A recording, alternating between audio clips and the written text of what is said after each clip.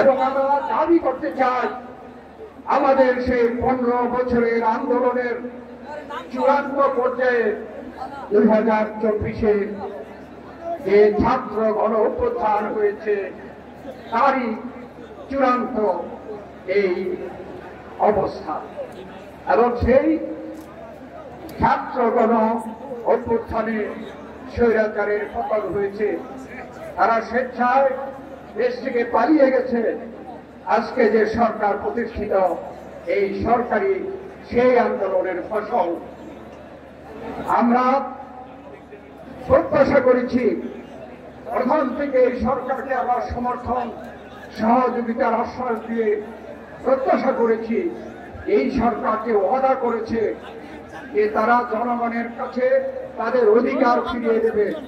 সেই অধিকার অতি দ্রুত ফিরিয়ে দেওয়ার জন্য আমরা আশা করেছিলাম। প্রায় 10 মাস অতিক্রম করছে, আমরা দেখছি জনগণের অধিকারের মধ্যে সবচেয়ে গুরুত্বপূর্ণ অধিকার হচ্ছে ভোটের অধিকার। সেই ভোটের অধিকার প্রতিষ্ঠা করার জন্য, দেশে গণতন্ত্র পুনঃপ্রতিষ্ঠা করার জন্য এখন পর্যন্ত কোনো পদক্ষেপ নেয় নাই। আমরা সেই দিনও প্রধান উপদেষ্টার সাথে সাক্ষাৎ করে এইসব দাবিগুলো পুনরাবৃত্তি করেছি, যুক্তি দেখিয়েছি কেন জাতীয় সংসদ অতি দ্রুত এই দেশে হওয়া প্রয়োজন। যারা অতীত স্বৈরাচার ফ্যাসিবাদ, তারা দেশে বিদেশে নানা ষড়যন্ত্র করছে, নির্বাচনের বিরুদ্ধে তারা ষড়যন্ত্র করছে, নির্বাচনকে বিলম্বিত করার জন্য তারা ষড়যন্ত্র করছে। তা না হলে সংস্কার এবং মামলা এই দুটি বিষয়কে নির্বাচনের সাথে তুলনা করার কোনো অর্থ হয় না। আমরা এই কথা বলেছি, এই 3টি বিষয় আলাদা আলাদা বিষয়।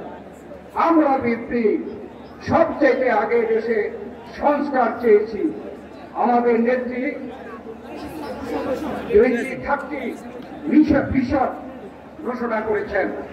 আমাদের ভারপ্রাপ্ত চেয়ারম্যান তারেক রহমান সেই 19 দফা কর্মসূচি জিয়াউর রহমানের এবং খালেদা জিয়ার ভিশন 2030 এবং বর্তমান প্রেক্ষাপটে তিনি 31 দফা সংস্কার কর্মসূচি দিয়েছেন এই জাতির সামনে।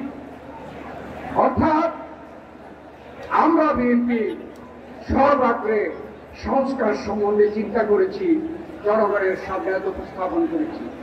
তাই আমরা সংস্কার চাই, কিন্তু সকল সংস্কার কিন্তু